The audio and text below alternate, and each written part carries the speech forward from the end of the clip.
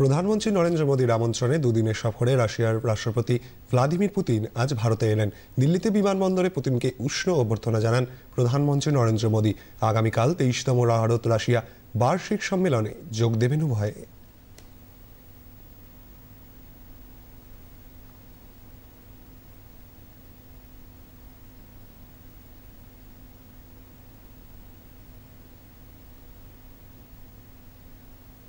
পুতিনকে অভ্যর্থনা জানাতে বিমানবন্দরে সাংস্কৃতিক অনুষ্ঠানের আয়োজন করা হয়। প্রধানমন্ত্রী এবং রাশিয়ার রাষ্ট্রপতি তা প্রত্যক্ষ করেন।